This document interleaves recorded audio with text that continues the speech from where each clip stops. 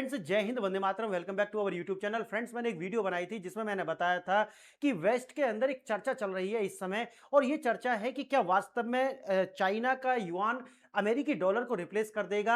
यानी कि अमेरिकी डॉलर को हम क्या बोलते हैं, पेट्रो डॉलर। पेट्रो डॉलर की जो ये व्यवस्था है, क्या इसको हम पेट्रो युआन कह सकते हैं आने वाले समय में। और इसके पीछे के तर्क वो क्या दे रहे हैं, इसके पीछे के तर्क दे रहे हैं मिडिल ईस्ट के अंदर अमेरिका के द्वारा ये जो फेस सेविंग की कोशिश की जा रही है। इसको देखिए, डायरेक्ट रूप से तो वो ये बात नहीं कह रहे हैं कि अमेरिका के द्वारा जो मिडिल ईस्ट के अंदर ये फेस सेविंग की जा रही है ये कारण है। लेकिन मेरा जो विश्लेषण है, और मैं पहले भी आपको बता चुका हूं कि अमेरिका अमेरिका का जो पेट्रो डॉलर है ये तभी तक है जब तक अमेरिका सैनिक रूप से बादशाहत आर्मी का और डोमिनेंस दिखा सकता है, तब तक ही। अगर अमेरिका आर्मी का डोमिनेंस नहीं दिखा सकता तो पेट्रो डॉलर नहीं टिक पाएगा। बेशक आज इसके अंदर 67% से ज्यादा ट्रेड हो रहा हो, ये ज्यादा समय इसे बदलते में नहीं लगेगा। और जो आज वेस्ट के अंदर चर्चाएं चल रही हैं कि देखिए हो सकता है कि ये पेट्रो डॉलर पेट्रो युआन के अंदर बदल जाए, तो ये हो भी सकता है। याद रखना इस बात को, ये हो भी सकता है। लेकिन लेकिन लेकिन देखिए, अमेरिका ये इतनी आसानी से होने नहीं देगा। कारण क्या है, देखिए मिडिल ईस्ट के अंदर आज जो फेस सेविंग आपको दिख रही है या प्रयास जो दिख रहा है, इसे अभी आप ये नहीं कह सकते कि अमेरिका इसमें से फेस सेविंग करके निकल चुका है। देखिए, अमेरिका हो सकता है कि एक परसेप्शन क्रिएट कर रहा हो, और अब की जो एक वेव आएगी, अब की जो वेव आएगी उसमें हो सकता है कि जिस तरीका से ईरान को पाषाण युग में भेज दिया गया है, अब की बार वो हो सकता है, मे भी मैं आपको बताऊं कि अमेरिका ईरान के ऊपर इस तरीका से अटैक करे कि वो घुटने पर आ जाए। एक बार वो पूरी दुनिया का परसेप्शन क्रिएट करना चाहता है कि देखिए अमेरिका ने ये जानबूझकर नहीं किया, बल्कि अमेरिका के द्वारा तो ईरान को बहुत मौके दिए गए। जब इन्होंने शांति वार्ता नहीं की, उसके बाद अमेरिका ने, क्योंकि ये इतिहास में दर्ज होने वाला है, आने वाले समय में 50 साल 40 साल बाद अमेरिका के लिए क्या परसेप्शन दुनिया क्रिएट करेगी, उसके लिए हो सकता है कि चाहे अमेरिका इस तरीका से जो बिहेव कर रहा है, ये तो आने वाला समय बताएगा। देखिए, अब देखिए, ये जो पेट्रो डॉलर की बादशाहत है ये तभी तक है, जैसे मैंने आपको बताया, अगर अमेरिका यहां से हार कर निकलता है या फिर हार जैसी स्थिति में निकलता है, तो उससे सबसे बड़ा कारण क्या बनेगा। तो मिडिल ईस्ट के अंदर आज तक 1971 के बाद में जिस तरीका का एक विश्वास ये देते हुए आए थे, चाहे वो ओमान हो, चाहे वो यूएई हो, या फिर सऊदी अरब हो, कतर हो, कि देखिए आपको डिफेंस और सिक्योरिटी पर पैसा खर्च करने की आवश्यकता नहीं है, ये आपका जिम्मा उठाता है अमेरिका। बस आपको एक कार्य करना है कि अपना जो पेट्रोलियम प्रोडक्ट्स हैं वो आपको सिर्फ और सिर्फ डॉलर में बेचने होंगे। बाकी सारा कार्य हम करेंगे, हमारी कंपनी करेंगी, और 60-40 के रेशो के अंदर हम ये सारा कार्य करने वाले हैं। हमारी सारे आपको 40% बैठे बैठाए मिलेगा, बस क्योंकि आपके पास में क्रूड ऑयल है, आपके पास में एलएनजी है, ये सब आपके पास है, इसीलिए आपको मिलने वाला है 40%। बाकी सारा कार्य कौन करेगा, अमेरिका। अब देखिए, ये जो पैसा है ये कहां सेव होगा जाकर के, ये पैसा सेव दोबारा से होगा अमेरिका के अंदर। और जो भी देश इस प्रकार से पेट्रोलियम प्रोडक्ट खरीदना चाहते हैं, उनको पैसा खर्च करना पड़ेगा। क्या चाहिए उनको, डॉलर। तो डॉलर अमेरिका से लाएंगे, और जो बेचने वाला है वही अमेरिका में जाकर के इन्वेस्ट कर देगा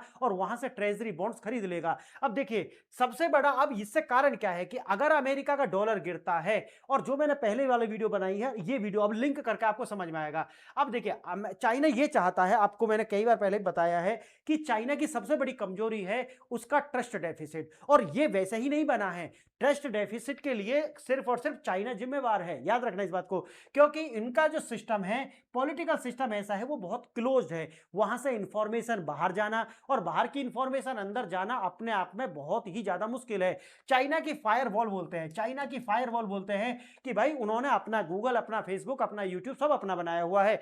ये सबसे बड़ी समस्या चाइना की है, और यहां ला करके वो खड़ा करता है ट्रस्ट डेफिसिट को। अच्छा, दूसरा कारण ये है कि चाइना के द्वारा 2010 के बाद में इस तरीका से अपने आप को पुश किया गया दुनिया के सामने कि जैसे वो नई ईस्ट इंडिया कंपनी हो। उन्हें वो जो दर्द उन्होंने दिया गया था दुनिया के द्वारा चाइना को, वो दर्द अब दुनिया को देना चाहते थे, और यही समस्या उनके सामने क्रिएट हो जाती है। और उन्होंने जहां पर भी बीआरआई, आप जानते होंगे, belt and road initiative China का, इसके द्वारा वो जहां भी गए, जिस भी देश में गए, चाहे तो पाकिस्तान हो, चाहे तो बांग्लादेश हो, या तो जिबूती हो, कोई भी देश हो, वहां जहां भी वो गए उन्होंने अपना बिहेव ऐसा किया जैसे कि ये देश उनकी कॉलोनी है, और उन्होंने डेट ट्रैप में उस देश को फंसा लिया। अब देखो उस देश की स्थिति, उस देश का जो सोशल फैब्रिक है उसको तोड़ने का प्रयास किया।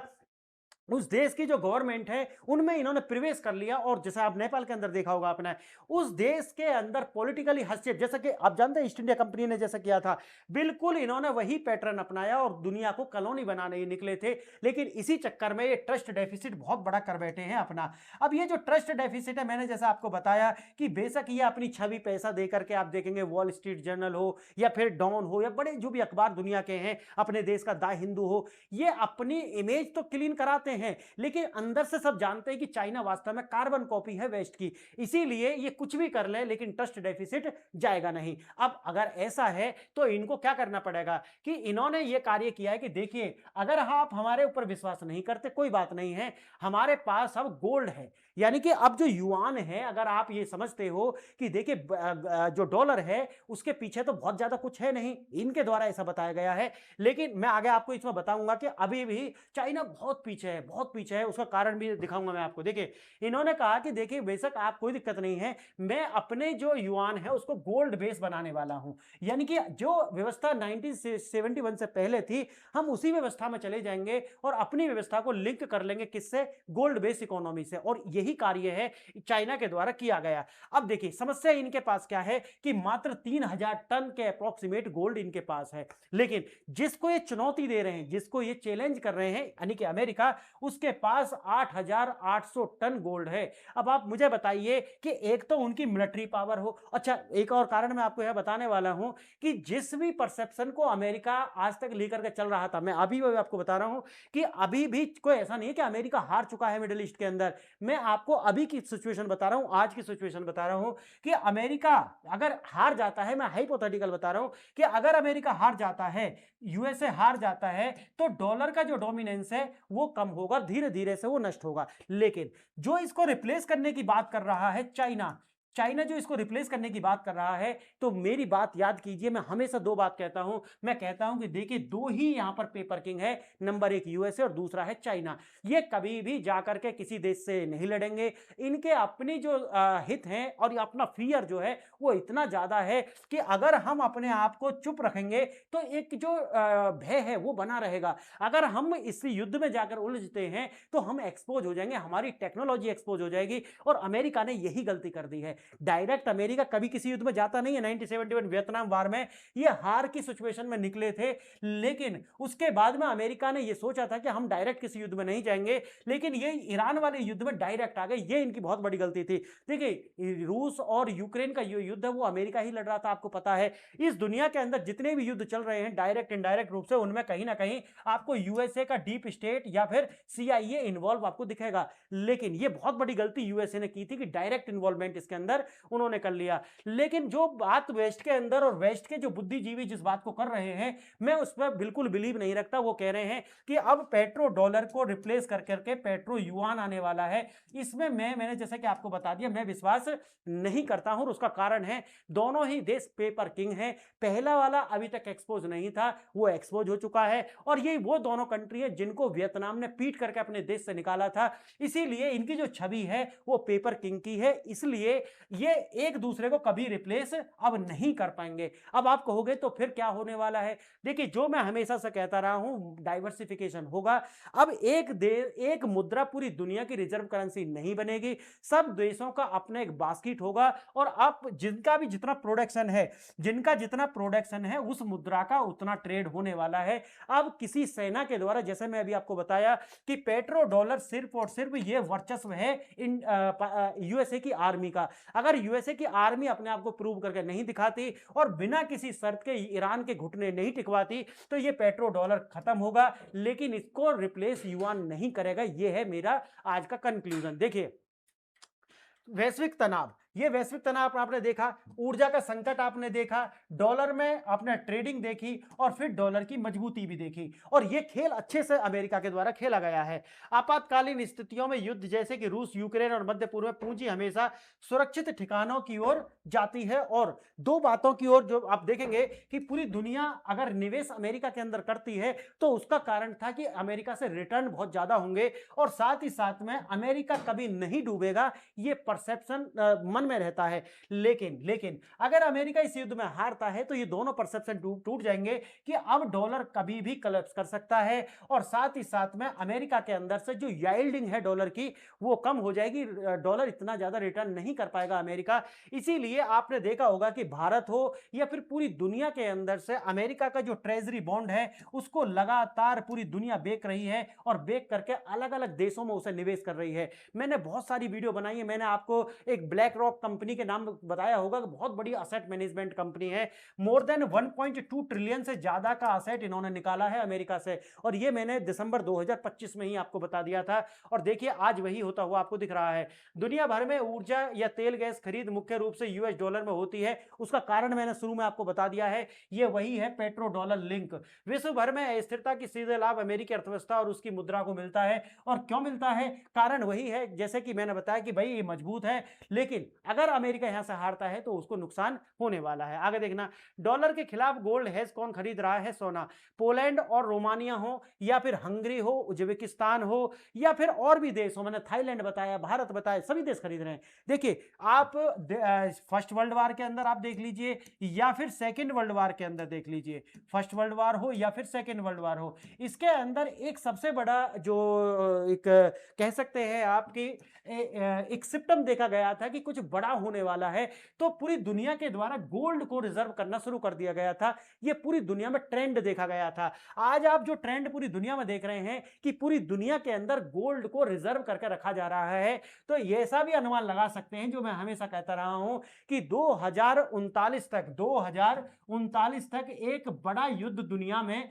हो सकता है, जिस तरीका से आज दुनिया दिख रही है। देखिए फिएट करेंसी कागजी मुद्रा पर अविश्वास के कारण देश अपना विदेशी मुद्रा भंडार। अब देखिए मैं तो बात चाइना की कर रहा हूं, और चाइना के पास में तो मैंने जैसे बताया ट्रस्ट डेफिसिट है, तो इनका जो फिएट करेंसी है उसे तो कोई मानेगा ही नहीं ना। जब तक आप युआन के पीछे कोई भी आप जो भी युआन के पीछे जब तक आप कोई गोल्ड या फिर कोई भी किसी तरीका का वैल्यूबल असेट्स नहीं रखेंगे तो युआन के ऊपर विश्वास नहीं आएगा। भारत का बचाव सोने का है शुल्क और बेस प्राइस में कटौती। बेस प्राइस में कमी, सरकार ने सोने के आयात को बेंचमार्क को कम कर दिया।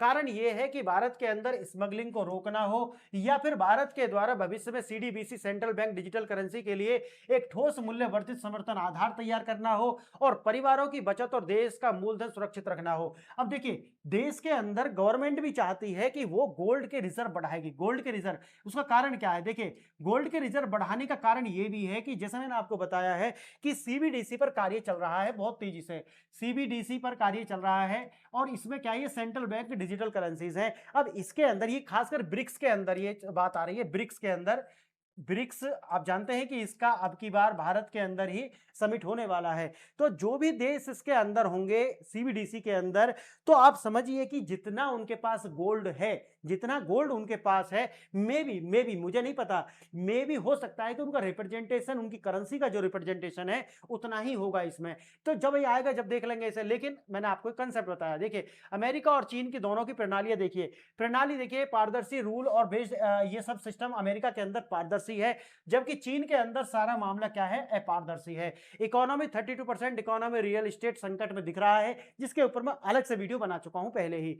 अब देखिए नियंत्रण इंस्टीट्यूशन, वर्ल्ड बैंक हो या आईएमएफ हो, सारा ओपन है और इनका इंस्टीट्यूशन है। देखिए स्वयं के नए संस्थान बना करके भौतिक आधार के रूप में सोने को जोड़ना हो, या बिग फाइव के द्वारा पूरी चाइना की अर्थव्यवस्था को कंट्रोल करना हो, तो इनकी स्थिति साफ नहीं है चाइना की आज भी। देखिए तीसरा स्ट्रेटजी, अमेरिका के पास में स्विफ्ट है और डॉलर का पूरी दुनिया पर प्रभाव आपको दिखाई पड़ेगा। वहीं अगर हम ग्लोबल डिजिटल युआन भौतिक सोने द्वारा समर्थित, जो कि चाइना बना रहा है, और इससे यह बात पुष्ट होती है कि चाइना चाहता है अपने युआन को पुश करना एज ए वर्ल्ड करेंसी, जो कि होने वाला नहीं है। आगे देखना, दुनिया को चीन के सिस्टम पर भरोसा नहीं है, इसलिए संघाई में पेपर गोल्ड नहीं बल्कि सोने की फिजिकल डिलीवरी होती है। अब देखिए ये भी आप सोचिए कि लोगों को इतना भी विश्वास नहीं है कि चाइना के द्वारा ये जो पेपर हैं उनको भी फर्जी करके दिखाया जा सकता है पूरी दुनिया को कि हमने गोल्ड इतना परचेज कर लिया। जो 3000 टन आपको दिख रहा है ना, हो सकता है कि वो इसे 9-10 हजार टन भी दिखा सकते थे, जो कि अमेरिका से ज्यादा है। इसीलिए वो नहीं दिखा पाए, क्योंकि संघाई के अंदर उनको सिर्फ पेपर गोल्ड नहीं दिखाना है, बल्कि गोल्ड को फिजिकली दिखाना होगा चाइना के अंदर, जब लोग विश्वास करेंगे। इतना ट्रस्ट डेफिसिट है चाइना के ऊपर। देखना, डिजिटल युआन को विश्व बनाने का तकनीकी हथियार, स्विफ्ट सिस्टम यूएस बेस है, जो कि मैंने बताया कि पेमेंट गेटवे नहीं है बल्कि पेमेंट सेटलमेंट सिस्टम है। जबकि चाइना का जो एम ब्रिज है, चाइना पेमेंट सिस्टम है, वह भी अगर पिछले महीना देखा जाए तो दुनिया का 95% जो ट्रेड हुआ है वो एम ब्रिज के द्वारा ही सेटलमेंट हुआ है। तेजी सेटलमेंट ब्रिज तकनीकी माध्यम से अंतरराष्ट्रीय लेनदेन में सेकंड में पूरा करता है। सुरक्षा की गारंटी, जैसा कि मैंने बताया कि इसमें प्रणाली पर अविश्वास के बावजूद इसके पीछे फिजिकल गोल्ड को पूर्णतः गारंटी दी गई है, और इसीलिए जो अलग-अलग दुनिया के न्यूज़पेपर हैं वो इस खबर को भी कवर कर रहे हैं। क्या चीन अमेरिका की बराबरी कर सकता है? मैंने जैसे कि बताया, चाइना अमेरिका के पास में 8,800 मीट्रिक टन सोना है, जबकि चाइना भी बहुत पीछे है, 3,000 मीट्रिक टन, जो कि चाइना बताता है। अगर चाइना बताता है तो क्या बताता है आप समझ ही चुके होंगे।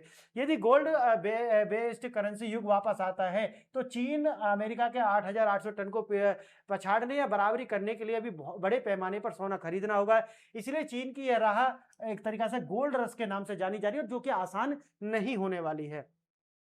भारत की छिपी हुई शक्ति, 50 करोड़ टन कच्चा सोना भारत के पास है। अलग-अलग न्यूज़पेपर इसे कवर कर रहे हैं। देखिए, कच्चा सोना 50 करोड़ टन यानी कि लगभग 500 मिलियन टन भारत के पास है।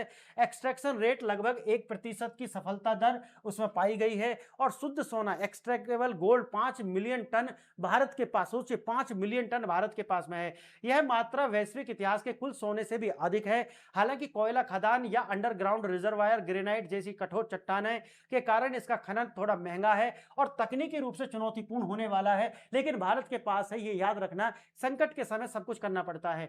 ऊर्जा मार्गों पर ईरान का नियंत्रण और नया टोल जजिया, जो मैंने आपको बताया कि लगभग $2 प्रति बैरल के हिसाब से ये जजिया, कहने का मतलब एक टैक्स वसूल रहे हैं, जो कि पूरी दुनिया में कहीं ना कहीं लॉन्ग टर्म में देखा जाए तो व्यापार में प्रभाव लाएगा, और ये महंगाई बढ़ाना, दुनिया में इन्फ्लेशन बढ़ाने में भी भूमिका निभाएगा। ईरान और ओमान मिलकर खाड़ी देश गुजरने वाले जहाजों पर नेगोशिएटेड टोल टैक्स लगा रहे हैं। प्रति जहाज $2 मिलियन या फिर लगभग 2% के अप्रोक्सीमेट। दुनिया 25% ईंधन इसी मार्ग से आता है। टोल के कारण तेल के दाम थोड़ा बढ़ जाएंगे, जो अभी तक 14 रुपए प्रति लीटर कच्चे तेल का, वही बढ़कर के कच्चे तेल का 17 से 18 रुपया हो जाने वाला है, जो कि मैंने बताया आपको कि ये एक तरीका से महंगाई लाएगा। ईरान चीन का प्रॉक्सी है, और यह युद्ध ऊर्जा नियंत्रण के लिए आर्थिक का सीधा हिस्सा बन रहा है। रुपये की गिरावट, आरबीआई के डिफेंस मैकेनिज्म, एक नए एनर्जी इंपोर्टर होने के कारण $3 में खरीदने से भारत के विदेशी मुद्रा भंडार पर भारी दबाव पड़ता है, जिससे मुद्रास्फीति बढ़ती है, जैसे मैंने आपको बताया है। सट्टेबाजी पर रोक लगाई गई है, आप जानते हैं। नीतिगत बदलाव, ब्याज दरों में और परमिशन नियमों के कारण रणनीतिक हस्तक्षेप लगाया गया है। ये भारत की जो आरबीआई है उसके द्वारा अलग अलग प्रयास किए जा रहे हैं, ताकि हमारी मार्केट के अंदर लिक्विडिटी बनी रहे और डॉलर जो है वो इतना कम ना हो जाए कि रुपया बहुत ज्यादा गिर जाए। अभी 94 के अप्रोक्सीमेट है, उतना बना रहे, इसीलिए डॉलर की बिकवाली करनी पड़ेगी आरबीआई को। अब आरबीआई डॉलर बेचकर रुपए की सीमित समय तक बचा सकता है, लेकिन अगर दीर्घ काल में उसे बचाना है तो अपने इंपोर्ट्स बढ़ाने पड़ेंगे और एक्सपोर्ट्स बढ़ाने पड़ेंगे, और इंपोर्ट्स कम करने पड़ेंगे। यानी कि इंपोर्ट्स कम करने पड़ेंगे और एक्सपोर्ट्स हमको बढ़ाने होंगे। अगर हम ये करते हैं तभी जाकर के स्थायी समाधान निकल सकता है। क्रय शक्ति, मैंने देखिए, इससे जीडीपी का अनुमान भी कम होने वाला है अगर ये लगातार महंगाई बढ़ती है तो भी। देखिए, यदि युद्ध के कारण रुपए का वैल्यू लगातार गिरता है तो मुद्रास्फीति बढ़ेगी, और पीपीपी मॉडल पर जो आज 17 से 18 ट्रिलियन डॉलर की इकोनॉमी भारत दिख रही है वो कम होती हुई दिखाई पड़ेगी, और साथ ही साथ जो रियल ग्रोथ है उस पर भी असर पड़ेगा। एक बहुध्रुवीय मल्टीपोलर आर्थिक व्यवस्था की ओर भारत बढ़ रहा है। स्वर्ण की वापसी, फिएट करेंसी का युग कमजोर हो रहा है। फिएट करेंसी, आप जानते हैं ना कि जो गवर्नमेंट जारी करती है, गवर्नमेंट के विश्वास पर ही ये करेंसी जारी की जाती है। देखिए, फिएट करेंसी का जो दौर है वो कमजोर हो रहा है, और नई जो भविष्य है सीबीडीसी, जो मैंने आपको बताया, सेंट्रल बैंक डिजिटल करेंसी, इसका युग आने वाला है। और ये जो युग जो आएगा वो मैंने जैसा कि बताया कि किसके पास कितना गोल्ड है या फिर प्रीशियस मेटल है, उनके आधार पर में भी हो सकता है कि रेट तय हो किए जाएं। देखिए, निरंतर आर्थिक युद्ध, ईरान जैसे प्रेशर पॉइंट्स वैश्विक सप्लाई चेन को महंगा बनाते हैं, और सैन्य युद्ध रुकेगा, लेकिन डॉलर वर्सेस युआन का संघर्ष आगे भी जारी रहेगा। भारत का मास्टर स्ट्रोक अगले 3 से 4 वर्ष में थोरियम, सोलर, और अब इसके लिए मैंने वीडियो बनाया था, याद है आपको, ये पीवीआर कुछ करके हमारा एक टेस्ट किया गया है, जिससे भारत 100 गीगावाट ऊर्जा प्राप्त करने वाला है। ठीक है, देखिए, दो प्रश्न हैं, इनको भी आप देख लीजिए। क्या दुबई की तरह भारत में सोना सस्ता होगा?